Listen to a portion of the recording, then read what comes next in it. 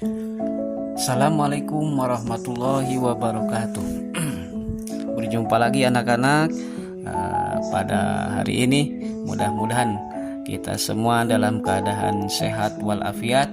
Mudah-mudahan kita semua menjadi orang-orang yang bermanfaat untuk diri kita, untuk keluarga, dan untuk nusa dan bangsa, terutama untuk agama kita semua. Oke, selanjutnya untuk materi hari ini ya, kita akan membahas tentang bagaimana Al-Quran menginspirasi kita semua menjadi khalifah, menjadi khalifatullah fil ardh, penebar kasih sayang.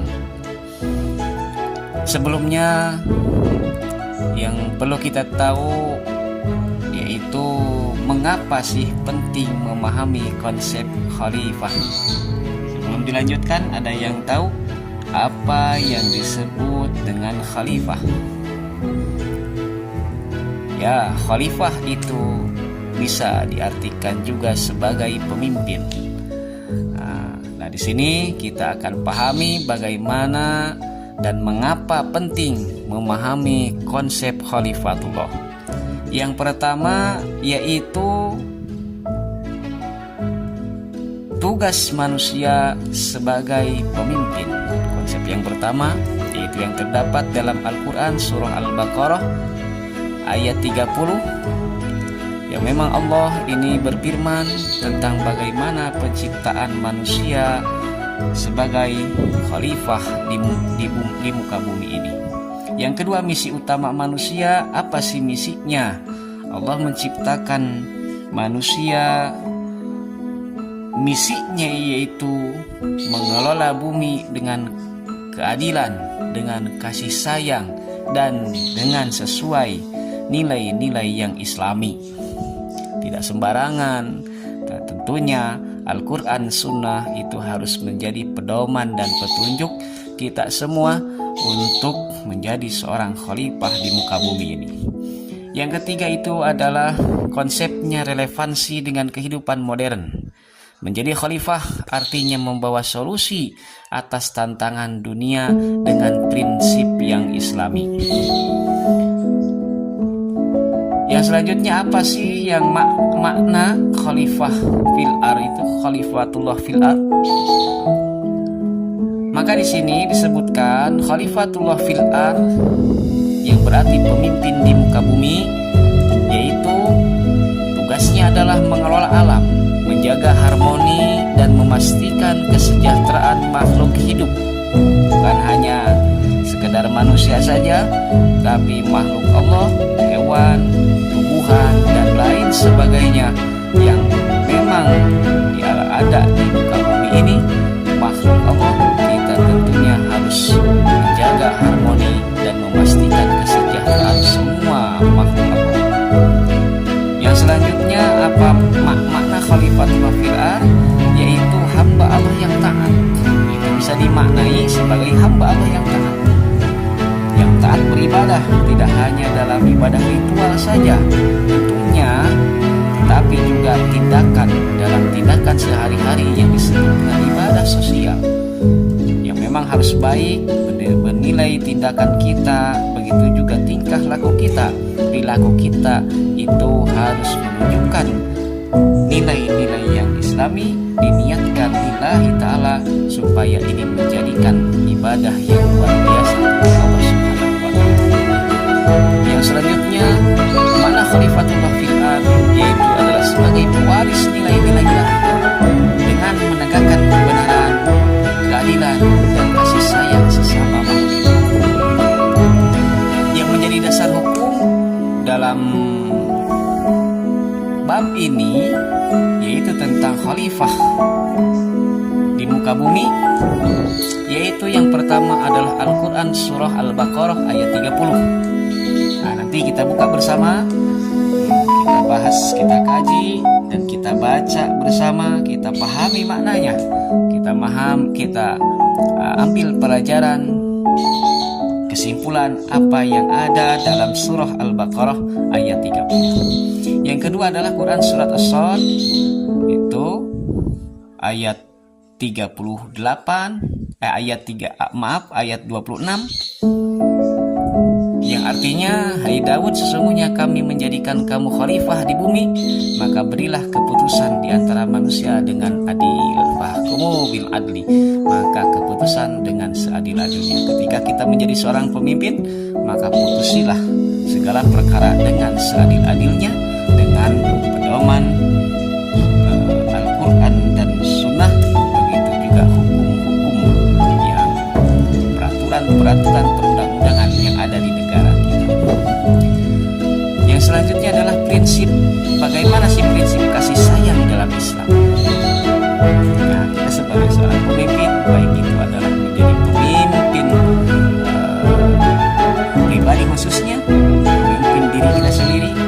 Saat ini kita memimpin diri kita sendiri, nanti memimpin orang lain. Begitu juga suatu saat mudah-mudahan kita bisa memimpin negara kita.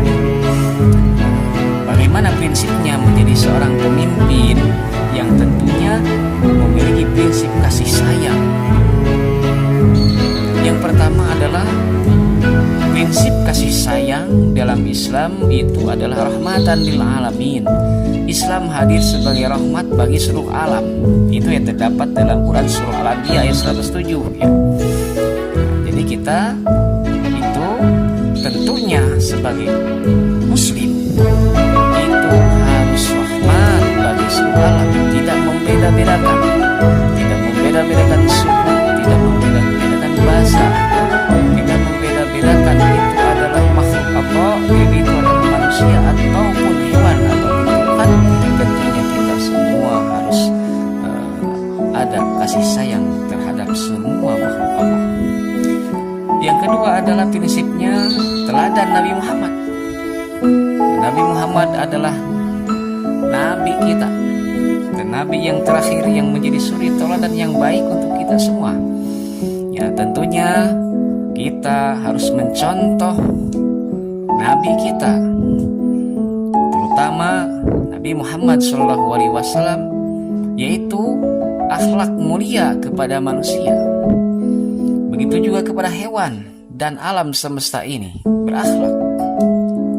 Yang kedua adalah hadis, bagaimana Rasulullah SAW bersabda bahwa irhamu man fil ardi yarhamukum man fis sama. Sayangilah yang ada di bumi, maka yang ada di langit akan menyayangimu.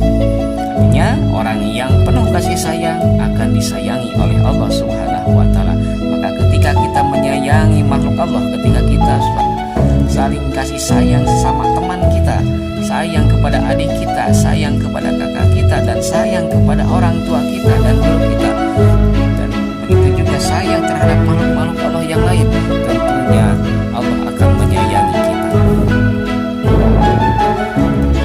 Yang selanjutnya, aplikasi kasih sayang dalam kehidupan itu seperti apa sih?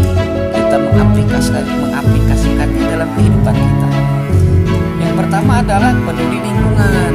Kita harus peduli, jangan sampai kita tidak peduli ketika kita melihat lingkungan kita kurang baik, ketika kita melihat banyak sampah di sekitar kita.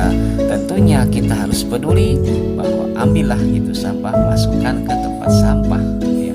Begitu juga ketika ada pohon yang mati atau misalkan ada hewan yang sedang kita kesakitan, ya kita tolong. Itu adalah salah satu peduli terhadap lingkungan. Begitu juga ada teman kita yang kesusahan, ada teman kita yang sakit dan sebagainya yang perlu bantuan kita, kita harus membantu. Itu adalah salah satu peduli lingkungan di sekitar kita. Yang kedua adalah membantu sesama tanpa memandang perbedaan. Ketika kita membantu orang, ketika kita menolong orang, jangan melihat itu orang dari segi agamanya, ataupun dari daerahnya, dari sukunya, ataupun dari tampan atau tidaknya, cantik atau tidaknya. Tentunya kita harus melihat semua itu tanpa memandang perbedaan. Kita menolong, membantu, niatkan pada diri kita, pada hati kita, itu semata-mata kita menolong hanya karena Allah, sehingga tidak ada pandangan, sehingga kita tidak memandang terhadap perbedaan, baik itu dari perbedaan fisik dan sebagainya atau perbedaan agama. Yang selanjutnya, memperjuangkan keadilan sosial. Ini dalam Pancasila pun disebutkan bahwa sila keberapa? Sila kelima, ya, keadilan sosial bagi seluruh rakyat Indonesia. Maka kita harus memperjuangkan keadilan sosial.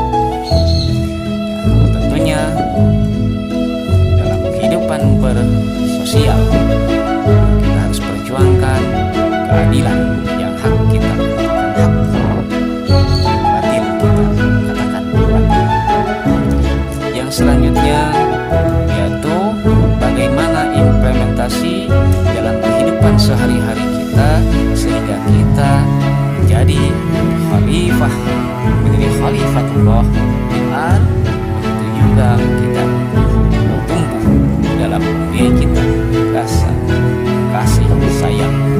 Yang pertama adalah sebagai individu.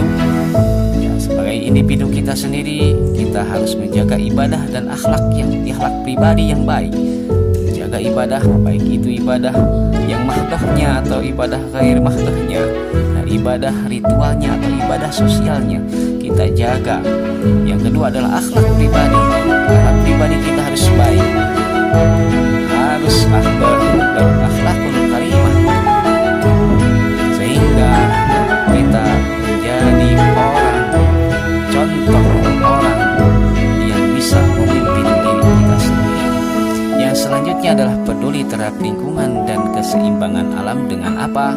Tentunya salah satu contoh ketika banyak kejadian banjir dan longsor atau misalkan kejadian bencana alam yang lainnya, tentunya kan itu disebabkan oleh tangan manusia sendiri ketika melihat hutan yang gundul ataupun misalkan daerah-daerah yang kurang pohonnya kita tanam pohon-pohon itu sebagai peduli terhadap lingkungan, sehingga suatu saat akan menjadi manfaat bagi kita semua, khususnya bagi kita dan umumnya bagi masyarakat yang lain.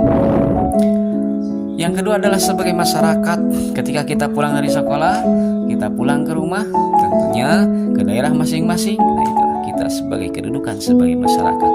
Ketika kita ada di masyarakat, melihat orang fakir miskin, kita bantu sebisa mungkin, semampu kita, terus mengembangkan pendidikan, baik itu pendidikan yang formal ataupun non formal, membantu orang yang kesulitan dalam memahami ilmu. Itu adalah sebagai cara kita sayang diri kita itu sayang terhadap orang lain dengan mengembangkan pendidikan dan menjaga persatuan, saling menjaga persatuan kita, jangan sampai saling bermusuhan yang akhirnya tentunya akan merugikan kita sendiri. Yang selanjutnya adalah sebagai umat manusia, kita semua adalah manusia, umat manusia, yang tentunya kita harus memastikan harmoni dengan seluruh makhluk Allah. Tidak hanya harmoni dengan sesama manusia, tapi harmoni dengan hewan, harmoni dengan tumbuhan, harmoni dengan makhluk-makhluk Allah yang lain di muka bumi ini. Dan juga kita harus berkontribusi pada solusi global seperti perubahan iklim. Kita harus berkontribusi. Begitu juga kemiskinan dan konflik. Bagaimana caranya kita supaya bisa berkontribusi pada solusi global. Nah, untuk materi hari ini cukupkan sekian. Dan kita simpulkan pada materi ini. Kesimpulan yang pertama adalah menjadi khalifatullah fil ard adalah panggilan spiritual yang menginspirasi manusia untuk menjadi pemimpin yang adil, pemimpin yang penyayang dan bertanggung jawab. Sebab ketika kita menjadi khalifatullah fil ard, tidak menjadi pemimpin yang adil, tidak menjadi pemimpin yang penyayang dan tidak bertanggung jawab. Ingat, semua itu akan dipertanggungjawabkan di hadapan Allah. Sebagaimana sabda Rasulullah Shallallahu Alaihi Wasallam, kulukum ra'in, setiap kalian itu adalah pemimpin, wa kulukum mas'ulun an ra'yatihi, dan kalian semua akan dipertanyakan tentang kepemimpinannya. Baik buruknya itu akan dipertanyakan, akan dipertanggungjawabkan di hadapan Allah Subhanahu wa taala. Yang kedua adalah kasih sayang adalah inti dari misi manusia di bumi. Seperti yang diajarkan oleh Al-Qur'an dan Sunnah, itu adalah inti kita, inti manusia menjadi khalifah di muka bumi. Itu adalah misinya supaya saling kasih sayang meskipun berbeda-beda, kita sukunya berbeda-beda bangsanya, maka kita harus tetap berkasih sayang. Itu kesimpulannya. Oleh karena itu, kita semua, mari kita mulai dari diri kita sendiri untuk menjadi khalifah yang membawa perubahan positif. Kalian semua adalah calon-calon khalifah yang akan membawa perubahan yang positif dengan cara kita betul-betul belajar, kita penuhi akal kita dengan keilmuan kita penuhi hati kita dengan keimanan kita, sehingga iman dan ilmu itu akan menghasilkan perubahan yang positif. Cukup sekian dari Bapak, mudah-mudahan semua kalian mengerti. Ketika tidak ada yang dimengerti, boleh silakan bertanya supaya lebih paham dan lebih memahami sebelum kita menginjak ke langkah selanjutnya untuk melaksanakan pembelajaran yang lebih efisien. Assalamualaikum.